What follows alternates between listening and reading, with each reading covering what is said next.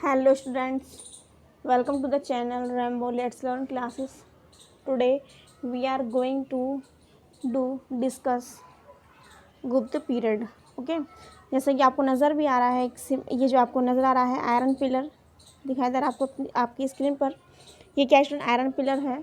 क्या student iron pillar है, इसके बारे में मैं आपको प्रीवियस वीडियो में बता चुकी हूँ. ये आयरन पिलर किसने बनवाया और ये कहाँ मौजूद है. ठीक है, तो मैंने आपको बताया था ये आयरन पिलर जो स्टूडेंट ये बनवाया था समुद्रगुप्त के पुत्र, जिनका नाम क्या था स्टूडेंट, चंद्रगुप्त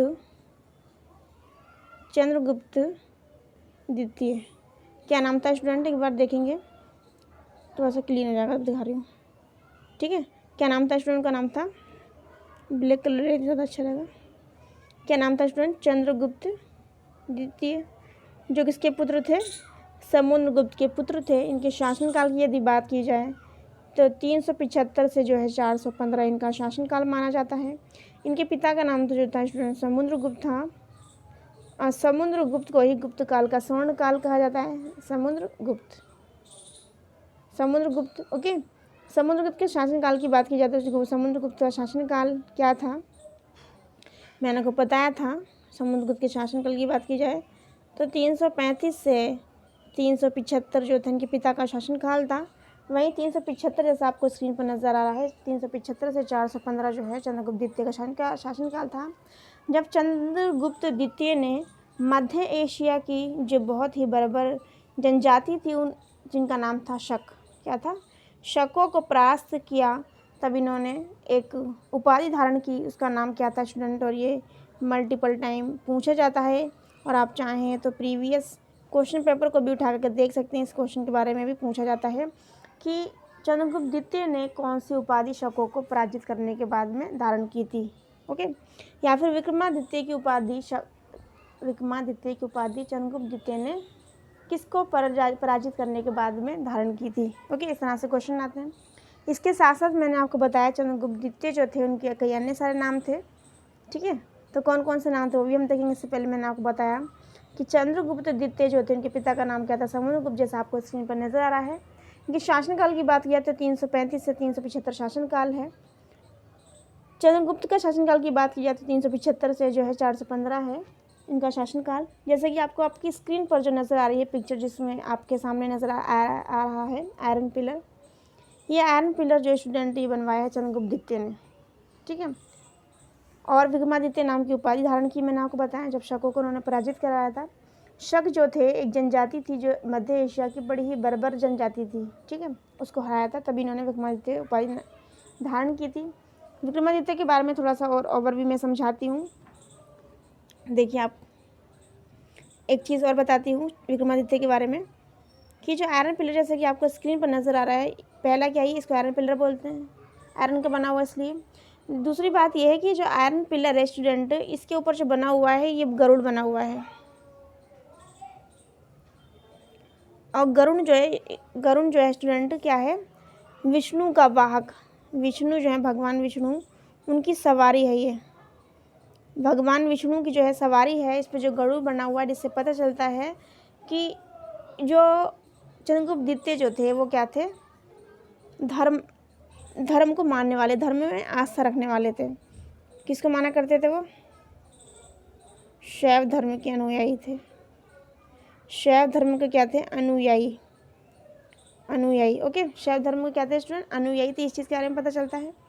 ठीक है, इस पिलर की यदि बात की जाए, इस पिलर के फीचर जो है, इस पिलर की जो खासियत है वो ये है कि ये जो पिलर है कभी इसमें जंग नहीं लगा. ये 375 के टाइम से बना हुआ, वर्तमान समय बात की जाए 2022 की, तो अब तक इसमें कहीं पर भी जंग नहीं लगा.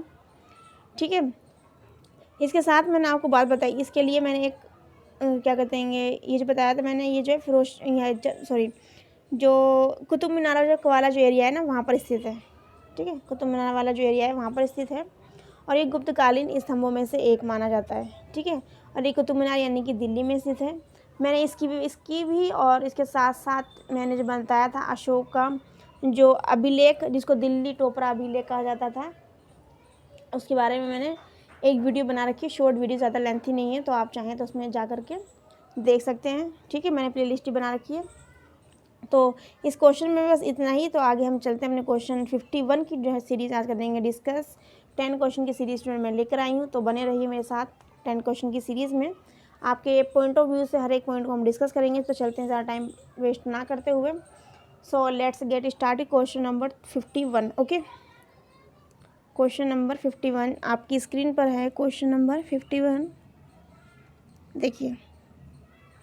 क्वेश्चन नंबर यदि बात की जाए 50 की, तो मैंने लास्ट टाइम आपको बताया था, क्योंकि ये स्क्रीन पर नहीं आ रहा था, मैंने आपको बताया था क्वेश्चन नंबर 50। एक बार इसको भी डिस्कस कर लेंगे और इसमें से मैंने क्वेश्चन भी आपको डिस्कस करवाया है। ठीक है, 50 क्वेश्चन आपकी स्क्रीन पर है। क्या लिखा हुआ स्टूडेंट? धमेक स्तूप स्थित है कहाँ पर? पहले लिखा हुआ सांची में, बी में लिखा हुआ बरहूत में, सी में लिखा सारनाथ और डी में लिखा हुआ है झांसी। ठीक है, तो मैंने आपको इसका आंसर बताया था स्टूडेंट। बताइए क्या था इसका आंसर? मैंने प्रीवियस वीडियो में बताया था। यदि आपने मेरी प्रीवियस वीडियो देखी होगी तो आप इसका राइट आंसर जो है आसानी से टिक कर पाएंगे। एग्जाम पॉइंट ऑफ व्यू से भी बहुत ज़्यादा ये इंपॉर्टेंट क्वेश्चन है, और आप प्रीवियस ईयर क्वेश्चन पर देखिए, इसमें जो है क्वेश्चन कहीं ना कहीं आपको मिल जाएगा, चाहे टीजीटी की बात की जाए या पीजीटी हिस्ट्री की बात की जाए। ओके, तो धम्मे की स्तूप जो स्टूडेंट स्थित है गुप्तकालीन समय, पहली चीज़। दूसरी चीज़, ये कहाँ पर लोकेटेड है? ठीक है ना, तो वो एरिया पूछा हुआ है यहाँ पे। ऑप्शन राइट आंसर पे है, तो राइट आंसर हमारा क्या होगा? क्या होगा? सी, जो क्या है स्टूडेंट? सारनाथ है। बात किया सारनाथ की, तो सारनाथ वर्तमान समय में कहाँ पर स्थित है? तो सारनाथ मैंने आपको कमेंट में दिया भी है, आप चाहें तो कमेंट प्रीवियस क्वेश्चन पर, प्रीवियस जो वीडियो बनाई हुई थी मैंने क्वेश्चन नंबर 40 to 50 आप इसमें देख सकते हैं, मैंने कमेंट में डाला हुआ था। सारनाथ की बात की है तो सारनाथ देखिए कहाँ पर स्थित है। सारनाथ, सारनाथ को वर्तमान समय में कहा जाता है बनारस। प्राचीन नाम की बात की जाए तो इसका प्राचीन नाम था वाराणसी, और इसको काशी भी कहा जाता था। कबीरदास की कबीरदास की जब बारे में आपको पढ़ेंगे तो कबीरदास के टाइम में, जो कबीरदास ने के टाइम में ये चीज़ उस टाइम प्रथा प्रचलित थी कि जो काशी में मरेगा उसको स्वर्ग मिलेगा, जो मगहर में मिलेगा उसको नर्क मिलेगा। ठीक है, उस तरह की प्रथा बड़ी प्रचलित थी कि काशी में जो इसकी मृत्यु होगी उसको स्वर्ग मिलेगा, जो मगहर में मिलेगा, मरहगर में जिसकी मृत्यु होगी मगहर में, उसको क्या मिलेगा? नर्क मिलेगा। तो कबीरदास ने जो आडम्ब मार जो थी, जो कुरीतियाँ थी जो समाज में उस टाइम पर फैली हुई थी, तो उन्होंने उस कुरीतियों को समाप्त करने के लिए, जब उनको लगा कि उनकी डेथ होने वाली है, तो अपने जीवन की लीला समाप्त उनकी होने वाली, जब उन्हें इस बात का आभास हुआ, तो वो जीवन के अंतिम दिनों में काशी छोड़कर मगहर चले गए।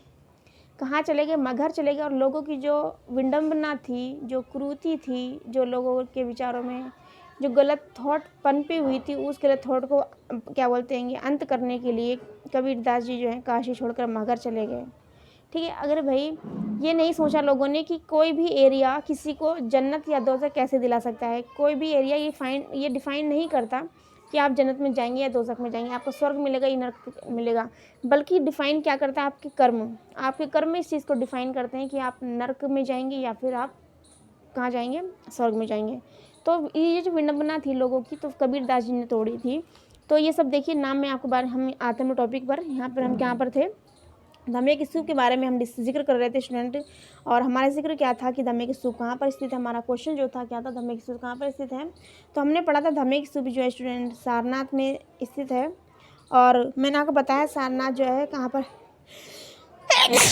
सॉरी, मैंने आपको बताया कि सारनाथ जो है कहाँ पर स्टूडेंट है। मैंने आपको बताया बनारस,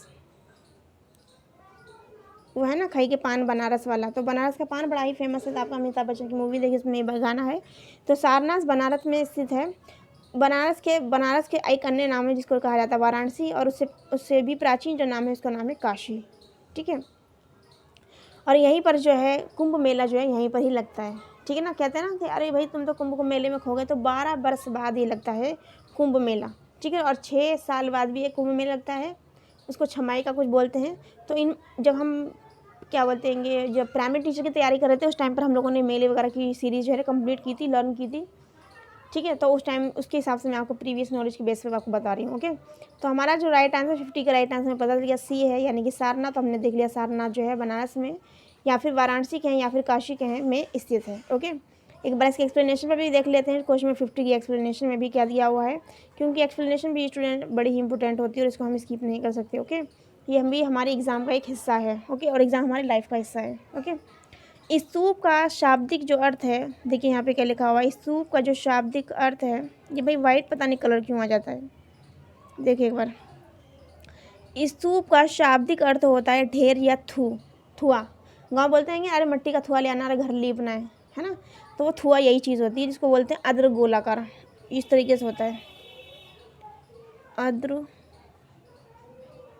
गोलाकार। जब मैंने आपको अशोक के बारे में पढ़ाया था तो मैंने पढ़ाया था स्तूप पढ़ाया थे आपको, ठीक है ना, सांची का स्तूप एमपी वगैरह में गोलाकार, देखिए डंडा नहीं लग पा रहा का, ओके।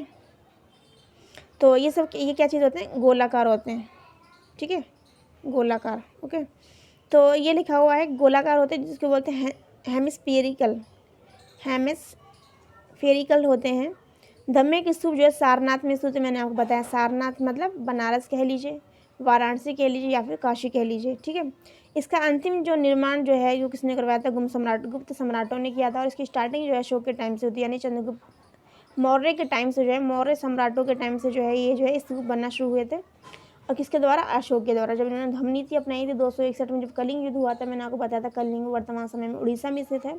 लाखों लोगों के बेघर हो जाने, हज़ारों लोगों के खून खराबा और सैकड़ों लोगों की हत्या हो जाने का जब ये दृश्य किसने देखा था, अशोक ने देखा था, तब उनका ये दृश्य देखकर का मन जो है भयभीत हो गया। तो उन्होंने उसी वक्त जो है एक संकल्प लिया और भविष्य में कभी युद्ध ना करने के लिए संकल्प लिया, और जब उन्होंने धम्म नीति अपनाई थी, मैंने इस बारे में आपको प्रीवियस वीडियो में बताया हुआ है, आप चाहें तो वहाँ पर प्रीवियस वीडियो देख करके आप इन सब चीज़ों को समझ सकते हैं, ओके। ये चीज़ पता चलेगा गुप्त सम्राटों ने जो है अंतिम जो निर्माण है गुप्त सम्राटों के द्वारा हुआ हिस्ट्री में। इसके अलावा कभी भी अद्र जो गोलाकार जो होते हैं जिनको हेमिस्फेरिकल कहा गया है, उसका गोलाकार जिसे कहा जाता है स्तूप, इनका निर्माण कभी नहीं हुआ। इसकी स्टार्टिंग अशोक से और अंतिम जो है गुप्त सम्राट से माना गया है, ओके। मौर्य से लेकर गुप्त, मौर्य में स्टार्टिंग हुई और गुप्त वंश में इसका अंत हो गया। राजगृह स्थित जरासंध की बैठक का निर्माण गुप्त सम्राटों के काल में माना जाता है। उदयगिरी की पहाड़ी चंद्रगुप्त द्वितीय के विदेश सचिव वीरसेन के लेख से प्राप्त होती है। उसने यहाँ एक शैव गुहा का जो है निर्माण करवाया। किसने स्टूडेंट, जो वीरसेन जो था, सचिव जो था वीरसेन, एक लेख प्राप्त हुआ है जिससे पता चलता है कि शैव गुहा का जो है निर्माण करवाया किसने, सचिव वीरसेन ने। एक बार दोबारा देख लेंगे स्टूडेंट, ये इन्फॉर्मेशन जो है स्टूडेंट, एक्सप्लेनेशन जो है इम्पोर्टेंट है। देखिए एक बार भाई, देखिए बारिश भी रुकने का नाम नहीं ले रही है आजकल, इससे बहुत ज़्यादा फसलों को नुकसान भी है। स्तूप का शाब्दिक अर्थ, देखिए स्टूडेंट, स्तूप का जो शाब्दिक अर्थ है उसका मतलब क्या है, ढेर या थूहा। इसका प्रारंभिक रूप जो है अर्ध गोलाकार, जिसको हेमिस्फेरिकल कहा जाता है, हेमिस्फेरिकल में मिलता है। धम्मे स्तूप जो है सारनाथ में स्थित है, मैंने आपको बताया सारनाथ जो है स्टूडेंट कहाँ पर स्थित है, सारनाथ जो है स्टूडेंट बनारस, जिसको कहा जाए बनारस काशी या फिर वाराणसी कहा जाए में स्थित है। इसका अंतिम जो निर्माण है गुप्त सम्राटों के काल में ही माना जाता है, ओके।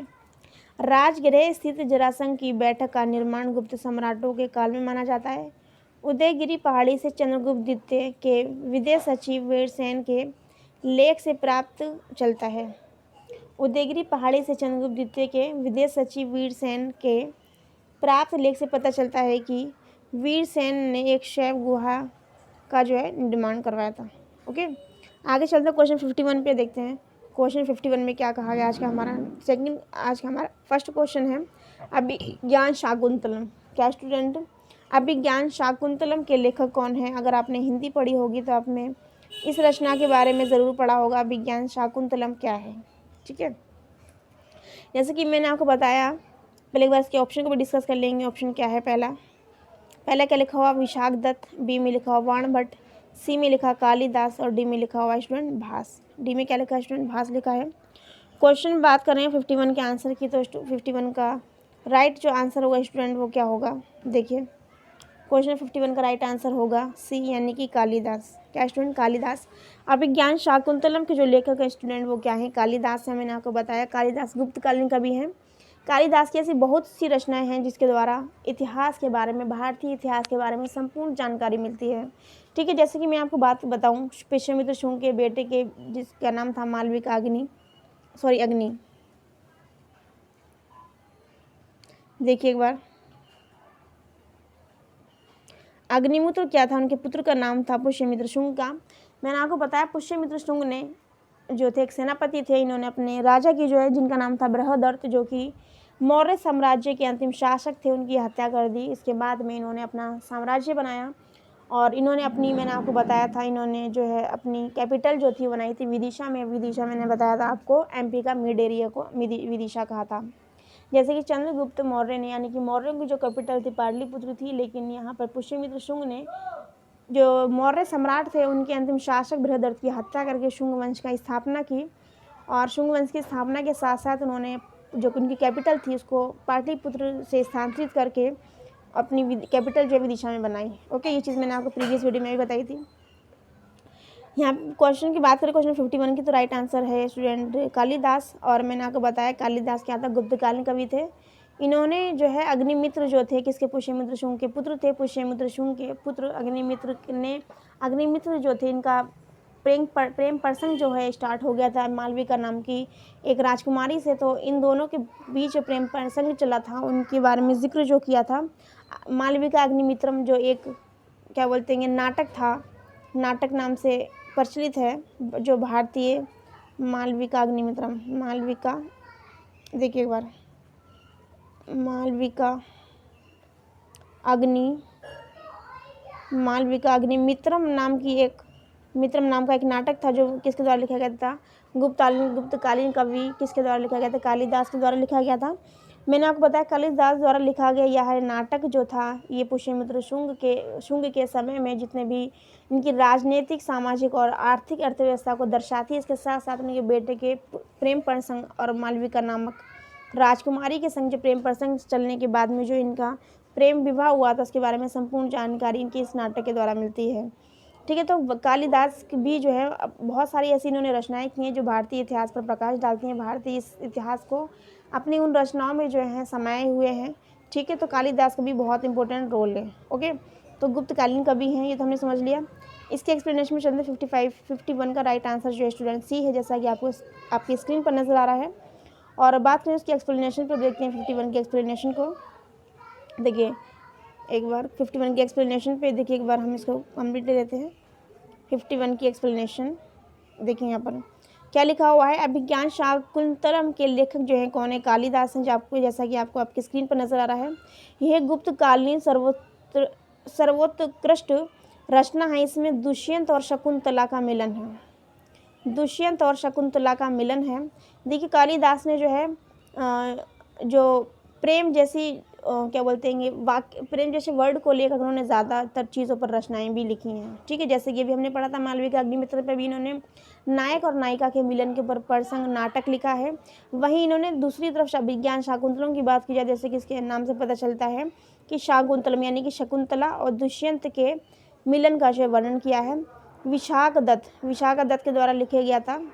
विशाखा दत्त ने क्या लिखा था, मुद्रा राक्षस नामक रचना लिखी थी, जिसमें मौर्य साम्राज्य के संपूर्ण राज्य सिंहासन से लेकर सामाजिक, आर्थिक, राजनीतिक और धार्मिक हर तरह की जो गतिविधि हैं वो किसमें लिखी हुई थी, मुद्रा राक्षस में लिखी हुई थी, हमने पढ़ा था। अब मुद्रा राक्षस जो है किसके बारे में, मौर्य साम्राज्य के बारे में लिखी हुई एक क्या था, एक रचना है जिसके द्वारा किसके द्वारा लिखी गई थी, विशाख दत्त के द्वारा लिखी गई थी, हमने आपको बताया था। और इसमें जो है चाणक्य की योजनाओं का भी वर्णन है। चाणक्य ने मतलब चंद्रगुप्त मौर्य को जो सम्राट बनाया था और मौर्य साम्राज्य के प्रधानमंत्री बने थे चाणक्य। तो चाणक्य ने कौन कौन सी योजनाएं बनाई थी, तो उन सभी योजनाओं का जिक्र जो है किसने किया है, विशाख दत्त ने किया है। और किसने किया है, तो इनके द्वारा रचित एक रचना थी जिसका नाम क्या था, मुद्रा राक्षस। तो मुद्रा राक्षस नामक रचना में विशाख दत्त ने जो है उन सभी योजनाओं का वर्णन किया है जो चाणक्य के द्वारा बनाई गई थी, चाणक्य के द्वारा योजित की गई थी, क्योंकि चाणक्य जो थे मौर्य, चंद्रगुप्त मौर्य के क्या थे, प्रधानमंत्री थे। ठीक है, और घनानंद को बीट करके ही चंद्रगुप्त की सहायता की थी चाणक्य ने। ठीक है, मैंने आपको बताया था। और मैंने आपको बताया था कि अर्थशास्त्र लिखी थी किसने, चाणक्य ने।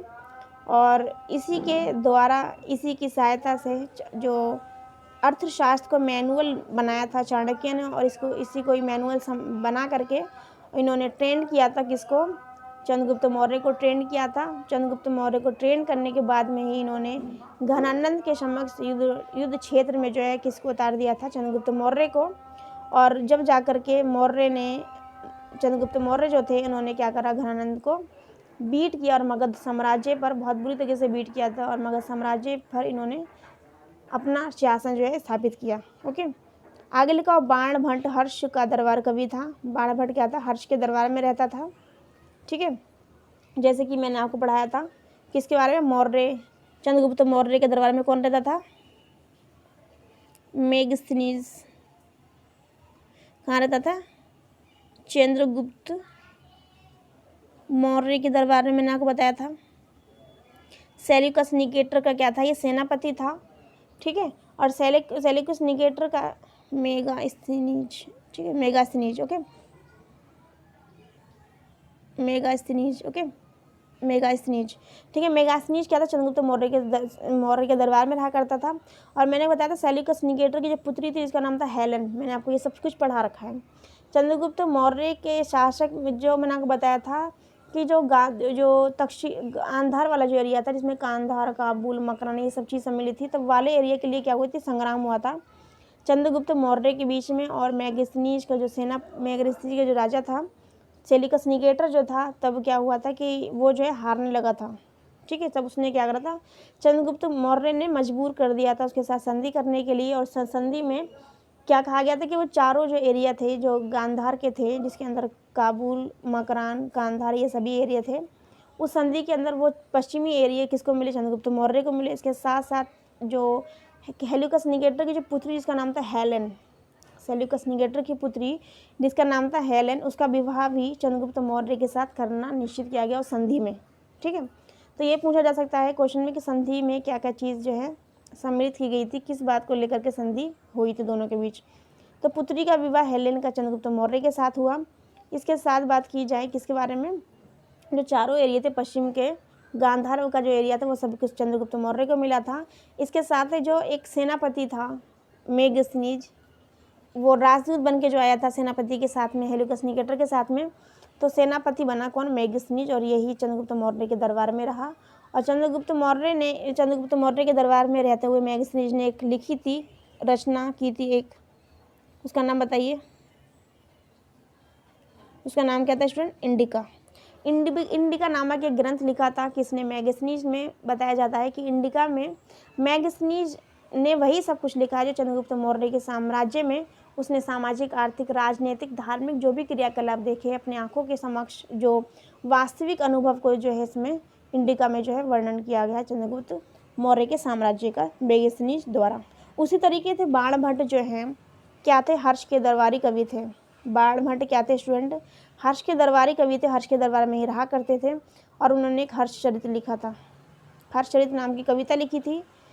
ठीक है, और एक पुस्तक लिखी थी और कादम्बरी नामक पुस्तक लिखी थी। ठीक है, आगे लिखा हुआ भास ने स्वयंपन वास दत्ता, चारु दत्ता तथा अरुभंग की रचना की थी।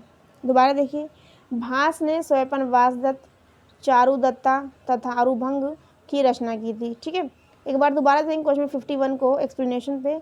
अभिज्ञान शाकुंतलम के जो लेखक है वो कौन है, कालिदास हैं। ये हिंदी के क्वेश्चन में भी पूछा जाता है। ठीक है, यदि आप हिंदी टीजीटी की तैयारी कर रहे हैं, पीजीटी की तैयारी कर रहे हैं, तभी वहाँ पर भी इस तरह के क्वेश्चन पूछे जाते हैं, क्योंकि कालिदास क्या है, एक क्या है, कवि है। ठीक है, एक पोइट है। यह गुप्तकालीन सर्वोत्कृष्ट रचना है। इसमें दुष्यंत और शकुंतला के मिलन का वर्णन है। विशाख दत्त ने मुद्रा राक्षस की जो है क्या की है, रचना की है। इसमें चाणक्य की योजनाओं का वर्णन किया है, किसके द्वारा किया है, विशाख दत्त के द्वारा। ओके, आगे के लिखा बाणभट्ट जो थे स्टूडेंट हर्ष के दरबारी कवि थे, जिसने हर्षचरित्र और कादम्बरी नामक पुस्तक लिखी थी। जिस तरीके से मेगस्थनीज, जैसे कि आपको नजर आ रहा है, मेगस्थनीज कहाँ पर थे, चंद्रगुप्त मौर्य के दरबार में रहा करते थे। सेल्यूकस निकेटर के क्या सेनापति थे और ये राजदूत बनकर रहे थे चंद्रगुप्त मौर्य के दरबार में। इन्होंने इंडिका नामक पुस्तक लिखी थी। इंडिका नामक पुस्तक में मेगस्थनीज ने जो भी सामाजिक, आर्थिक, राजनीतिक, धार्मिक बदलाव या फिर वहाँ पर रूल रेगुलेशन देखे, उन सभी को फाइंड आउट किया है। उसमें लिखा हुआ है, किसमें, इंडिका में लिखा हुआ है चंद्रगुप्त मौर्य ने। ओके, उसी तरीके से बाणभट्ट जो है हर्ष के दरबारी कवि थे, हर्ष के ही दरबार में रहा करते थे और इन्होंने हर्षचरित्र नामक और कादम्बरी नामक पुस्तक लिखी थी। भास की यदि बात की जाए तो भास ने क्या लिखा था? भास ने लिखा था स्वपनवास दत्ता, चारु दत्ता तथा अरुभंग की रचना की थी। ओके, क्वेश्चन चलते हैं 52 पर। देखिए 52 में क्या लिखा हुआ है। कांस्टेंट की बात करें 52 की तो मालविका अग्निमित्रम के रचना ये था, यहाँ पूछे गए हैं। देखिए मैंने भी ये क्वेश्चन आपको डिस्कस करवाया था, देखिए वही चीज़ आ गई यहाँ पे। मालविका अग्निमित्रम क्या स्टूडेंट? मालविका अग्निमित्रम, यहाँ देखिए वही क्वेश्चन आ गया था। देखिए मैं जो आपको डिस्कस करवा रही हूँ ये क्वेश्चन बेशक ये विषय में तो शुंग के टाइम का शुंग काल का है, लेकिन देखिए वही क्वेश्चन वहाँ पे रिपीटेड आ गया। ठीक है, तो देखिए हमारी जो नॉलेज होती है वो कभी भी ख़राब नहीं आती। हमारा पढ़ा हुआ कहीं ना कहीं काम लाइफ में आपके ज़रूर आता है। आपकी मेहनत कभी भी बेकार नहीं जाती। ओके, मालविका अग्निमित्रम के रचिता जो है वो कौन है, ये पूछा गया यहाँ पर। पहला ऑप्शन लिखा हुआ शूद्रक, बी में कालिदास, सी में भारवी और डी में लिखा हुआ शाकदत्त। अभी हमने अभी डिस्कस किया था और मैंने यदि आपने मेरी प्रीवियस वीडियो भी देखी होगी ना, अगर आप एक दो बार देख भी लेंगे ना, मल्टीपल देखने की जरूरत नहीं, सिर्फ एक दो बार देख लेंगे ना तब भी आपको लर्न हो जाएगा। 52 का राइट आंसर जो होगा स्टूडेंट क्या है? बी। 52 का राइट आंसर का स्टूडेंट बी है, यानी कि कालिदास। कालिदास ने ही जो अग्निमित्र जो थे किसके पुत्र थे? पुष्यमित्र शुंग के पुत्र थे, उनके विषय में और मालविका नामक जो राजकुमारी थी उनके बारे में जिक्र किया था। मैंने बताया था उनके बीच प्रेम प्रसंग था। ठीक है, तो उनके बारे में जो जिक्र किया था कालिदास ने किया था। और शुंग वंश के सामाजिक आर्थिक राजनीतिक जो मूवमेंट है, जो उस टाइम की जो गतिविधियाँ थी उस पर भी प्रकाश डाला गया है कालिदास ने मालविका अग्निमित्रम के द्वारा। क्वेश्चन 52 का राइट आंसर है, क्वेश्चन नंबर 52 का जो राइट आंसर स्टूडेंट बी है। ठीक है, आगे चलते हैं एक बार। ये क्या है? नाटक मैंने आपको बताया था। देखिए यहाँ पर वही चीज़ लिखी एक्सप्लेनेशन में। मालविका अग्निमित्र कालिदास का प्रथम नाटक है जिसमें मालविका और अग्निमित्र की परिणय कथा का वर्णन। परिणय मतलब प्रेम कथा। ओके, परिणय में क्या है? प्रेम कथा। देखिए स्टूडेंट, जैसे आपको कभी कभी लगता हो कि मैं बहुत स्पीड में पढ़ाती हूँ, ये मेरे बाय बर्थ है, मेरी स्पीड जो पढ़ाने की या फिर मेरी एक्सप्लेनेशन कह लीजिए, मेरी जो वर्डिंग करने की जो कैपेबिलिटी है बाय बर्थ जो है बहुत ज़्यादा स्पीडली है। जब मैं टीपी क्या करती थी, मतलब टीचिंग प्रैक्टिस क्या करती थी, जब मैं बीएड करती थी तो मैम जैसे हमारी आती ऑब्जर्वेशन के लिए आया करती थी मैम, तो बस मुझे हमेशा अच्छे मार्क्स मिला करते थे। मैम आती थी ऑब्जर्वेशन के लिए, लेकिन बस थोड़ा सा मुझे मैम जो है नेगेटिव पॉइंट कहाँ पर क्या करती थी, मुझे हमेशा स्पीडली बोलने के लिए मुझे मैम बोला करती थी कि बेटा आप ऐसे मत बोला करो, वहीं पर मेरे मार्क्स जो कम हो जाया करते थे। तो भाई मैं काफ़ी कंट्रोल करती हूँ इसी को रोकने के लिए कि मेरी जो स्पीड है बहुत ज़्यादा स्पीड है, मुझे पता है बाई बर्थ है, मैं कंट्रोल करने की कोशिश करती हूँ, आपको बहुत आराम से कोशिश करती हूँ पढ़ाने की। लेकिन कई बार ऐसा होता है मैं जो बहुत मेरा जो फ्लो है ना टीचिंग का क्या है कि मैं प्रैक्टिकली घर में भी अपने होती हूँ या किसी से बातचीत करती हूँ तो मेरा बोलने का जो फ्लो है ना बहुत स्पीडली है, मतलब बहुत तीव्र गति से बोल सकते हैं ना, जैसे हाईवे पे चलती ना कोई गाड़ी वगैरह चलती है हाईवे बड़ी फुल स्पीड से, वैसे ही मेरा फ्लो बाई बर्थ ही है ऐसा। ठीक है, तो मैं कोशिश करती हूँ आपको आराम से पढ़ाने की। मुझे अच्छा लगता है कि आराम से जो टीचर पढ़ाते हैं मुझे पता है काफ़ी अच्छे पढ़ाते हैं आराम से पढ़ाने वाले, लेकिन मैं क्या करूँ बार बार मेरी ये जो क्या बोलते हैं हैबिट है जो बाई बर्थ है वो कई बार ऐसा हो जाता है कि फ़्लो मेरा बढ़ जाता है, फिर मुझे लगता है रियलाइज़ होता है कि भाई ये जो है फ़्लो मेरा बढ़ रहा है और ये नहीं होना चाहिए, है ना। तो देखिए थोड़ा सा मेरा एक्सपीरियंस है इसलिए मैंने आपके साथ शेयर किया है। ओके चलिए, तो आप क्योंकि आपको भी लगता हो कई बार मैं पढ़ाते पढ़ाते थोड़ा सा स्पीड मेरे फ्लो हो जाता ही ज़्यादा, तो मैंने इसलिए इसको बताया आपके बारे में। क्वेश्चन 52 का जो आंसर हमारा था हमने पढ़ा था कालिदास, यानी कि 52 का राइट आंसर हमारा बी था। आगे चलते हैं क्वेश्चन 53 पर, उसके बाद में हमारे बसते हैं क्वेश्चन 7 बसते हैं, क्वेश्चन चलते हैं 52 पे। ओके, क्वेश्चन में 53 आपके सामने आपकी स्क्रीन पर है। क्वेश्चन नंबर 53 देखिएगा। क्वेश्चन में 53 जैसा कि आपके सामने क्या लिखा हुआ, सांख्य दर्शन के प्रणेता कौन है। क्या लिखा है स्टूडेंट्स, सांख्य दर्शन के प्रणेता कौन है। एक बार देखिए हम क्या करते हैं दूसरा कर लेते हैं, सांख्य दर्शन के प्रणेता कौन है। पहला क्या लिखा हुआ ऐत्रेय, बी में लिखा हुआ कवश एलूत और सी में लिखा महावीर स्वामी और डी में लिखा हुआ कपिल। डी में क्या लिखा है स्टूडेंट, कपिल। तो महावीर स्वामी की तो हम यहाँ पे बात ही नहीं कर सकते हैं, ना ही ऐत्रेय जो है एक ब्राह्मण है, तो वहाँ पे सांख्य दर्शन की कोई ऐसी जिक्र नहीं है। तो राइट आंसर की यदि बात की जाए तो राइट आंसर 53 का जो है वो क्या होगा, इस पर देखते हैं एक बार। 53 का राइट आंसर जो होगा स्टूडेंट वो क्या होगा, कपिल। क्या होगा, कपिल। 53 का राइट आंसर जो है स्टूडेंट क्या है, डी है। एक बार इसकी एक्सप्लेनेशन भी चलते हैं और समझ लेते हैं इसकी एक्सप्लेनेशन को। सांख्य दर्शन भारतीय दर्शन का प्राचीनतम संप्रदायों में परिणित है। महर्षि कपिल को सांख्य दर्शन का प्रतिष्ठापक आचार्य माना जाता है। कहा जाता है कि उन्होंने सांख्य सूत्र एवं तत्समास नामक ग्रंथों की रचना की। तो देखिए कौन कौन से ग्रंथों की रचना की इंपॉर्टेंट है, क्योंकि कई बार क्वेश्चन के जो एक्सप्लेनेशन होते हैं उसमें से भी क्वेश्चन बन के आ जाते हैं। ठीक है, देखिए एक तो क्या है, सांख्य दर्शन सूत्र लिखा इन्होंने। ठीक है, सांख्य दर्शन सूत्र लिखा, सांख्य दर्शन लिखा, सांख्य सूत्र लिखा और तत्व समास भी लिखा है। ये ग्रंथ लिखे हैं, इसके साथ सांख्य दर्शन भी लिखा है। और ये क्या है, प्राचीनतम संप्रदाय में परिणित होता है। ठीक है, और इन्होंने देखिए सांख्य दर्शन एक हो गया, सांख्य सूत्र 2, और तीसरा क्या है, तत्व समास। ये 3 जो है इनके द्वारा लिखे गए। किसके द्वारा, कपिल के द्वारा, जिनको कपिल मुनि भी कहीं कहीं कहा जाता है, महर्षि कपिल मुनि भी कहा जाता है। ठीक है, तो 53 का राइट आंसर में समझ में आ गया। क्वेश्चन नंबर 54 पे चलते हैं। क्या लिखा हुआ, निम्नलिखित विद्वानों में से किसने यह सिद्ध किया है कि धरती गोल है और अपनी धुरी पर चक्कर लगाती है। पृथ्वी गोल और अपनी धुरी पर चक्कर लगाती है। तो ये बड़े ही अपने टाइम के बहुत ही जाने माने जो है रह चुके हैं ये विद्वान। ठीक है, तो उनका नाम की बात करें, पहले ऑप्शन पढ़ लेते हैं। पहले क्या लिखा स्टूडेंट, आर्यभट्ट। बी में लिखा हुआ बराहमिहिर, और सी में लिखा हुआ है बृहगुप्त, और डी में क्या है, सुश्रुत। और बराहमिहिर हमने पढ़ा था नवरत्नों में से एक है। ये जो है नवरत्न में से एक है। नवरत्न जो मैंने पढ़ा था ना, नवरत्न में से बराहमिहिर भी है। गुप्तकालीन जो नवरत्न मैंने आपको पढ़ाया था, नवरत्न। ओके, देख लीजिए एक बार नवरत्न दोबारा से देख लेते हैं। ये 33 बना हुआ। ओके, नवरत्न। ठीक है, नवरत्न है ये। ठीक है, तो बराहमिहिर नवरत्न में से एक है। तो यहाँ पे बात की जाए धरती गोल है, ये कॉन्सेप्ट किसने दिया था, तो बात की जाए राइट आंसर की, तो राइट आंसर स्टूडेंट आर्यभट्ट। क्या स्टूडेंट, आर्यभट्ट है। बात कर ली जाए किसकी, आर्यभट्ट की, तो ये जो थे फर्स्ट इंडियन मैथमेटिशियन थे। कौन थे स्टूडेंट, ये जो थे फर्स्ट इंडियन मैथमेटिशियन थे। ये क्या थे, पहले गणितज्ञ थे। इसके साथ साथ बात की जाए तो ये मैथमेटिशियन के साथ में क्या थे, एस्ट्रोनॉमर। क्या थे, एस्ट्रोनॉमर, ज्योतिषज्ञ भी थे। यानी कि जो हाथ देखने की ये सब चीज़ें होती ना, वो भी कर लिया करते थे। इसके भी ये क्या थे, मतलब बहुत ज़्यादा ज्ञानी थे ये। ठीक है ना, ये गणितज्ञ थे और ये ज्योतिषज्ञ भी थे। ठीक है, एस्ट्रोनॉमर और मैथमेटिशियन भी थे ये। ठीक है, इनके जन्म की यदि बात की जाए तो इनका जन्म जो था कहाँ हुआ था, पाटलिपुत्र में। इनके जन्म की यदि बात की जाए तो इनका जन्म हुआ था 476 AD। ठीक है, कहाँ हुआ था, पाटलिपुत्र कहाँ हुआ था स्टूडेंट, पाटलिपुत्र में जो है इनका क्या हुआ था, 476 में जो है इनका क्या हुआ था, जन्म हुआ था पाटलिपुत्र में। और इनकी डेथ की बात की जाए तो इनकी डेथ हुई थी 550 में। कहाँ हुई थी, पाटलिपुत्र में। ठीक है, पाटलिपुत्र ईस्वी में 550 ईस्वी में इनकी डेथ हुई थी और 476 में इनका जो है जन्म हुआ था। और ये जो है पूरे इंडिया के जो थे फर्स्ट इंडियन मैथमेटिशियन थे।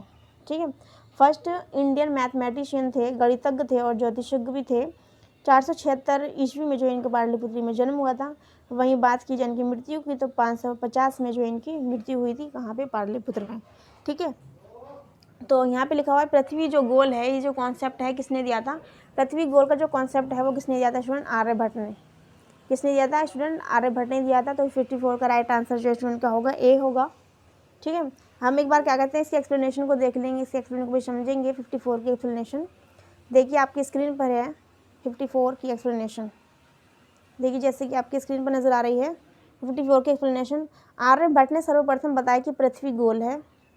क्या बताया इन्होंने बताया कि पृथ्वी जो है क्या है, गोल है, अपनी धुरी पर ही घूमती है। पृथ्वी घूमती है, ना कि सूर्य घूमता है। ओके, हमें ऐसा प्रतीत होता है कि सूर्य घूमता है। और एक चीज़ मैं बता दूं आपकी ज्योग्राफी की, कि जैसे कि ये हमारी पृथ्वी है, ये क्या है, हमारी अर्थ। ठीक है, अर्थ है, तो ये हमारा अर्थ का जो है ईस्ट एरिया है, और ये हमारा वेस्ट है, ये हमारा नॉर्थ है, और ये हमारा साउथ है। ठीक है, तो जब आपने देखा है सूर्य जो है पूर्व से निकलता है। ठीक है, सूर्य जो है कहाँ से निकलता है, पूर्व से निकलता है, इधर साइड से निकलता है। जो सनराइज होता है यहाँ से होता है, पूर्व की साइड से। तो हमारी जो पृथ्वी है, हमारी जो अर्थ है, वो कैसे घूमती है ये बताना आपको। हमारी जो पृथ्वी है वो ईस्ट साइड की, इधर की साइड ना घूम करके इधर की साइड घूमती है। किधर की साइड घूमती है स्टूडेंट? यानी कि वो ईस्ट साइड को ना घूम करके वेस्ट साइड को घूमती है। कहाँ घूमती है स्टूडेंट? पूर्व साइड की तरफ ना घूम करके वेस्ट साइड की तरफ घूमती है, जिसके कारण हमें सूर्य जो है पूर्व में नज़र आता है। समझ रहे हैं? हमारी पृथ्वी जो है कहाँ से घूमती है? पश्चिम में घूमती है, ना कि पूर्व में। जब पश्चिम में घूमती है तो हमें सूरज पूर्व में नज़र आता है, ठीक है। और जिस दिन हमारी पृथ्वी जो है पूर्व की ओर घूमना शुरू कर देगी तब हमें सूर्य जो है पश्चिम से निकलना शुरू होता दिखाई देगा। कहा जाता है कि जब पश्चिम से सूरज निकलना शुरू होगा तब क्या होगा? क़यामत आ जाएगी। इस तरह से भी एक लोगों के माइंड में इस तरह का कॉन्सेप्ट भी है, ठीक है। अब ये बात कहाँ तक सत्य है ये तो नहीं पता कि लोगों की ये जो मनगढ़ंत बातें हैं कहाँ तक सत्य हैं, लेकिन ये चीज़ फैक्ट है, ये बिल्कुल रियल बात है कि जो है सूर्य जो है, जो पृथ्वी जो है ये स्टूडेंट पश्चिम की ओर घूमती है, इसी के कारण हमें सूर्य जो है पूर्व की ओर प्रतीत होता है। ओके, तो यहाँ पे बात किसकी की गई? पृथ्वी जो गोल है, ये जो कॉन्सेप्ट दिया है, ये जो पृथ्वी जो गोल है, ये अर्थ हमारी गोल है, ये जो, और ये क्या है? अपनी धुरी पर ही घूमती है। ये जो है अपनी धुरी पर ही घूमती रहती है। तो ये बात किसने बताई है? ये बात बताई आर्यभट्ट ने। किसने बताई स्टूडेंट? आर्यभट्ट ने बताई है, ठीक है। आगे देखेंगे इसके बारे में। देखिए एक बार, ये तो पता चल गया कि आर्यभट्ट ने क्या बताया हमें कि पृथ्वी जो है गोल है, ठीक है। थोड़ा सा डिस्कस कर लेते हैं इसके बारे में और भी ज़्यादा। देखिए एक बार, आर्यभट्ट गुप्तकालीन श्रेष्ठ जो हैं क्या थे? मैथमेटिशियन भी थे, इसके साथ साथ एस्ट्रोनॉमर भी थे, ज्योतिषी भी थे, ठीक है। एस्ट्रोनॉमर भी थे। इन्होंने ज्योतिष को गणित से अलग शास्त्र माना है। ज्योतिष को स्टूडेंट क्या माना है इन्होंने? गणित से अलग शास्त्र माना है, तथा दशमलव प्रणाली का विश्वास। वो कहते हैं ना, 0 दिया मेरे भारत ने मेरे भारत ने। जो 0 स्टूडेंट दिया वो किसने दिया है स्टूडेंट? हमारे भारत ने ही दिया है। यानी कि हमारे भारत में जन्मे कौन? आर्यभट्ट। आर्यभट्ट ने ही हमें क्या दिया स्टूडेंट? 0 दिया है, ठीक है। तो दशमलव प्रणाली का विकास जो है किसने किया स्टूडेंट? आर्यभट्ट ने किया है। इन्होंने पाई का मान स्टूडेंट क्या है? 3.1416 बताया है। पाई का मान क्या बताया है? 3.1416 बताया है, ठीक है। और बात करें जो क्या होता है, ट्राइंगल फार्मूला जो होता है, त्रिकोणीय फार्मूला जो होता है, सूत्र जो होता है, वो भी किसने दिया है? वो भी दिया है आर्यभट्ट ने। देखिए और मैं बता देती हूँ आपको, ट्राइंगल फार्मूला की जो बात की जाए तो ट्राइंगल फार्मूला भी जो है उसकी भी खोज जो है किसने की है? वो आर्यभट्ट। किसने किया स्टूडेंट? आर्यभट्ट, ठीक है। तो आर्यभट्ट ने हमें, देखिए हमारे भारत को क्या क्या दिया है, ठीक है। तो देखिए हमारे भारत में जो जन्मी जनसंख्या है वो हमारे लिए किसी भी तरीके से हार्मफुल नहीं है। तब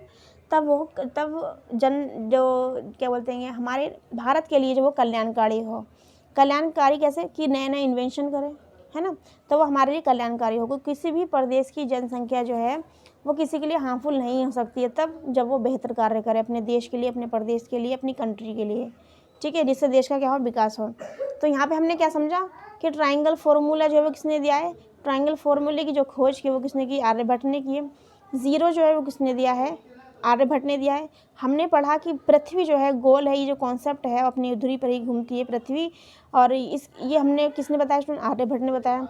मैंने आपको बताया कि पृथ्वी जो है कैसे घूमती है? पश्चिम से पूर्व की ओर घूमती है, इसी कारण सूर्य जो है पूर्व की ओर नजर आता है। ओके, यदि पृथ्वी पूर्व से घूमेगी तो सूर्य हमारा पश्चिम की ओर नजर आएगा। ओके, तो ये सब चीज़ें मैंने बताई। यहाँ तक कि जो पाई का मान जो है वो भी किसने दिया स्टूडेंट? आर्यभट्ट ने दिया है, ठीक है।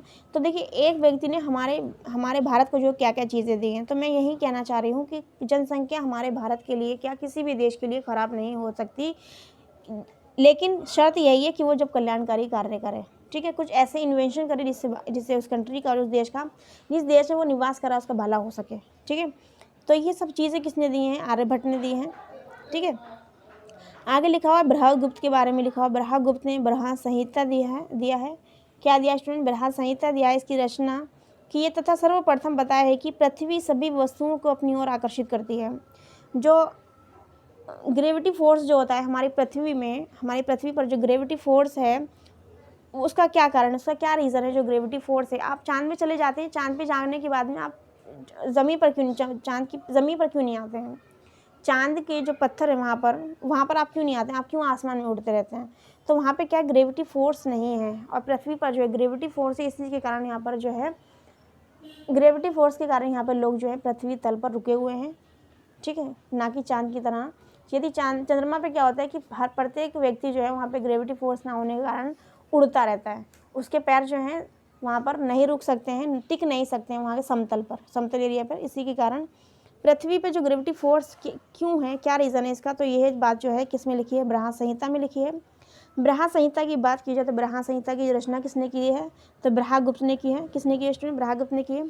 आगे बात की जाए ब्रह्ममहिर की, तो मैंने आपको बताया था जो गुप्तकालीन नवरत्न थे जो चंद्रगुप्त द्वितीय के टाइम में नौ जो क्या थे, नवरत्न थे। नवरत्न के बारे में मैंने आपको ट्रिक भी बताई थी, अबे, बराबर का, धन, छपक, शंकु, घट, मैंने आपको ये ट्रिक बताई थी।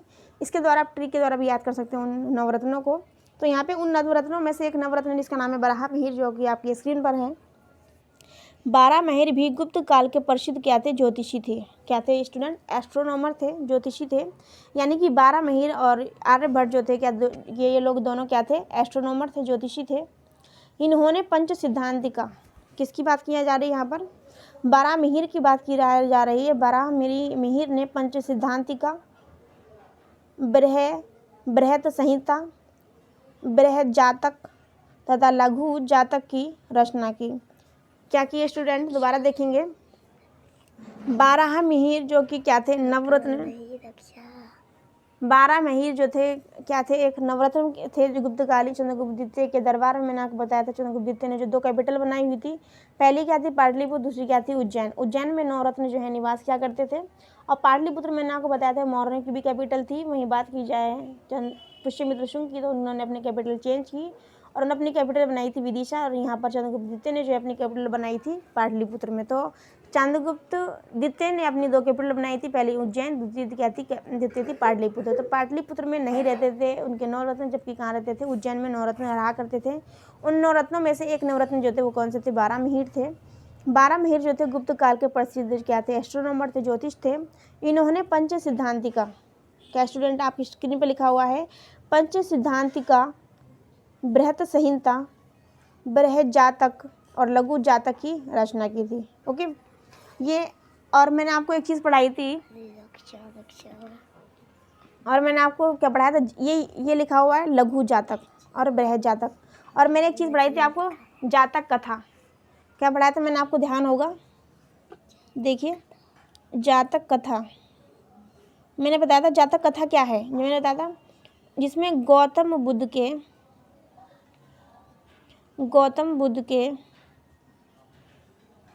पूर्व जन्म, क्या स्टूडेंट, गौतम बुद्ध के पूर्व जन्म की जो है कहानियाँ हैं इसमें। गौतम बुद्ध के पूर्व जन्म की जो कहानियाँ हैं वो किस में है स्टूडेंट, जातक कथा में है। तो जातक कथा में स्टूडेंट क्या है, बहुत गौतम बुद्ध की जो है पूर्व जन्म की कहानियाँ। मैंने बताया था गौतम बुद्ध का जन्म 563 ईसा पूर्व में कपिलवस्तु के निकट लुम्बिनी नामक ग्राम में और नेपाल की तराई क्षेत्र में 563 ईसा पूर्व में हुई थी। और मैंने बताया था गौतम बुद्ध के बारे में, गौतम बुद्ध ने जो है 29 वर्ष की अवस्था में गृह त्याग कर दिया था। इनके पिता का नाम बात की जाए, इनके पिता की यदि बात की जाए, इनके पिता का नाम था शुद्धोधन, जो कि शाक्यगढ़ के क्या थे, प्रधान थे। बात की जाए इनकी माता की, तो इनकी माता का नाम था माया देवी, या फिर इनको महादेवी और महादेवी समथिंग करके कुछ नाम थे इनके, 2 नाम थे, ठीक है, माया देवी और महादेवी समथिंग करके कुछ नाम थे इनके 2। और वो जो थी शाक्य कुल की क्या थी, शाक्य कुल की थी, और इसी के कारण ये जो थे इनको शाक्य मुनि कहा गया, ठीक है। और बात की जाए इनके पिता जो थे शाक्य कुल के थे, इनकी माता जो थी कोकिल गणराज्य की थी, कोकिल गणराज्य की राजकुमारी थी, ठीक है। पिता का नाम शुद्धोधन था, ठीक है। और 29 वर्ष की अवस्था में जो है किसने, गौतम बुद्ध ने गृह त्याग कर दिया था। मैंने आपको बताया था 563 ईसा पूर्व में इनका जन्म हुआ था, ठीक है, 563 ईसा पूर्व में इनका जन्म हुआ था, आपको बताया था। और इन्होंने जो है मात्र 29 वर्ष की अवस्था में गृह त्याग कर दिया था। और ये ज्ञान की खोज में जो है ये इन्होंने गहरा क्या कर दिया, जब इन्होंने गृह त्याग कर दिया उस प्रक्रिया को कहा जाता है महाभिनिष्क्रमण। क्या कहा जाता है? बौद्ध ग्रंथों में कहा जाता है महाभिनिष्क्रमण, और महाभिनिष्क्रमण कहा जाता है। फिर उसके बाद में क्या होता है, इनकी क्या होती है स्टूडेंट, मृत्यु हो जाती है। ठीक है, जब इनकी मृत्यु हो जाती है तो मल गणराज्य में इनकी मूर्ति होती है। पावापुरी मल गणराज्य में इनकी मृत्यु होती है, मैंने आपको पढ़ाया था। और देखिए मेरे माइंड में नहीं आ रहा है इनकी मृत्यु जो हुई थी वो कब हुई थी, 400 कुछ समथिंग में हुई थी, 415 पता नहीं किस में हुई थी। लेकिन देखिए आपको क्या करना है, आपको मुझे बताना है कमेंट बॉक्स में कि गौतम बुद्ध की जो मृत्यु जो हुई थी, मैंने बताया था मल गणराज्य में हुई थी, कहाँ हुई थी वो, सॉरी किस सन में हुई थी, मुझे ध्यान नहीं आ रहा है। आपको कमेंट बॉक्स में बताना है कि गौतम बुद्ध की मृत्यु जो हुई थी स्टूडेंट कब हुई थी, आपको मुझे बताना है कमेंट बॉक्स में। ठीक है, और एक मैंने आपको बताया था जब गौतम बुद्ध की जब मृत्यु हो गई थी, जब उस प्रक्रिया को क्या कहा जाता है, जब इनकी मृत्यु हुई थी उस प्रक्रिया क्या कहा जाता है, मैंने आपको बताया था कि जब गौतम बुद्ध की मृत्यु हो गई तो उसको कहा जाता है महापरिनिर्वाण। क्या कहा जाता है? महापरिनिर्वाण। और महापरिनिर्वाण जो है स्टूडेंट, इसका मीन्स क्या होता है? महापरिनिर्वाण का मीन्स होता है बौद्ध धर्म के मुताबिक कि मृत्यु चक्र से जीवन का मुक्त हो जाना। जीवन का मृत्यु चक्र से मुक्त हो जाना ही क्या है? महापरिनिर्वाण। ठीक है, तो जब इनकी मृत्यु हो गई थी तो इनकी मृत्यु हो जाने की इस प्रक्रिया को महापरिनिर्वाण नाम दिया गया। ठीक है, तो ये क्या था, इम्पोर्टेंट फैक्ट थे जो मैंने आपको बताया स्टूडेंट। आगे चलते हैं क्वेश्चन नंबर 55 पर। आप चाहे इसका स्क्रीनशॉट ले लीजिए, और जब भी मैं आपको बताती हूँ आप क्या करें, बार बार इसको मल्टीपल टाइम सुनने की कोशिश करें, जो मैं आपको बता रही हूँ पढ़ने की कोशिश करें, ताकि माइंड में चीज़ सेट हो जाएगी अपना आप। ठीक है, स्टोरी की तरह बनती चली जाएगी। आगे चलते हैं। मैंने सिर्फ यहाँ पे क्वेश्चन, आज का जो हमारा क्वेश्चन था एक बार क्वेश्चन देख लेंगे वो क्या था। मैं क्वेश्चन बता देती हूँ। क्वेश्चन है आज का, गौतम बुद्ध की मृत्यु जो है कब हुई थी? ये जो है स्टूडेंट आज का क्वेश्चन है। क्या स्टूडेंट? ये है आपके लिए क्वेश्चन कि गौतम बुद्ध का जो है स्टूडेंट मृत्यु कहाँ कब हुई थी, ये आपको बताना है। ठीक है, ये आज का क्वेश्चन है जो आपको कमेंट बॉक्स में बताना है। ओके, आगे चलते क्वेश्चन 55 पर। देखिए क्वेश्चन 55 आज का हमारा 55 का क्वेश्चन क्या बचते हैं हमारे पास? सिर्फ 5 क्वेश्चन। क्वेश्चन नंबर 55 क्या स्टूडेंट? क्वेश्चन नंबर 55 पहला क्या लिखा हुआ है 55 में? हमें क्या दिखाई दे रहा है कि हमें क्या करना है, मैच करना है जो इसमें दी हुई है सूची। फर्स्ट को क्या करना है, सूची से मैच करना है। मैचिंग दिए हुए हैं इसमें। पहला क्या लिखा हुआ? ए होल पर स्त्रीलेख। ए होल पर स्त्रीलेख आपके स्क्रीन पर है स्टूडेंट। क्वेश्चन नंबर 55 ए होल पर स्त्रीलेख। बी में जूनागढ़ शिलालेख, सी में नासिक गुहा लेख, और डी में लिखा भित्री स्तंभ लेख। बात की जाए सूची सेकंड की तो ऑप्शन में लिखा हुआ उसाव दत्त, और बी में लिखा हुआ है सेकंड में पुलकेशिन द्वितीय, और थर्ड में स्कंदगुप्त, और बात की जाए किसकी, फोर्थ की तो क्या है, रुद्रदामन। क्या है? रुद्रदामन। तो बात की जाए किसकी, बात की जाए, हमने आपको पढ़ाया था कि भीतरी स्तंभ लेख किसने लिखा है? स्कंदगुप्त ने। किसने? स्कंदगुप्त ने जो है क्या लिखा था? भीतरी स्तंभ लेख। ठीक है, तो डी का क्या है? ये थर्ड, डी का थर्ड देखेंगे। डी का थर्ड इसमें कहाँ पर है, नज़र आ रहा है आपको? डी का थर्ड। ठीक है, डी का थर्ड। उसके बाद में बात की जाए किसकी, बी की, यानी कि जूनागढ़ शिलालेख मैंने आपको पढ़ाया था। तो जूनागढ़ शिलालेख जो है उसमें किसका जिक्र लिखा हुआ है? तो उसमें जिक्र है स्टूडेंट रुद्रदामन प्रथम का। जूनागढ़ शिलालेख का जो जूनागढ़ शिलालेख में किसके बारे में लिखा हुआ? रुद्रदामन प्रथम के बारे में लिखा हुआ है। ठीक है, अब मैंने बताया था कि जूनागढ़ शिलालेख जो है स्टूडेंट इसके बारे में अशोक के बारे में लिखा हुआ है, इसमें रुद्रदामन के बारे में लिखा हुआ है। तो बी का जो है क्या हुआ, फोर्थ, बी का फोर्थ कहाँ है, ये रहा। तो यानी कि हमारा राइट आंसर जो है क्या होगा स्टूडेंट, डी होगा। 55 का राइट आंसर क्या स्टूडेंट, डी है। 55 का राइट आंसर क्या स्टूडेंट, डी। ओके, एक बार देख लेते हैं। बी क्या हो गया, फोर्थ। ठीक है, उसके बाद में बात करते हैं किसकी, ए जो है हमारा किस मिलेगा, पुलकेशिन सेकंड से। ठीक है, एहोल पर लेख जो है किसने लिखा है, पुलकेशिन द्वितीय। और जूनागढ़ शिलालेख किससे संबंधित है, जूनागढ़ शिलालेख संबंधित रुद्रदामन से। भीतरी स्तंभ लेख जो संबंधित है स्कंदगुप्त। और नासिक गुहा लेख जो है वो किससे संबंधित है, उसाव दत्त से। किससे स्टूडेंट,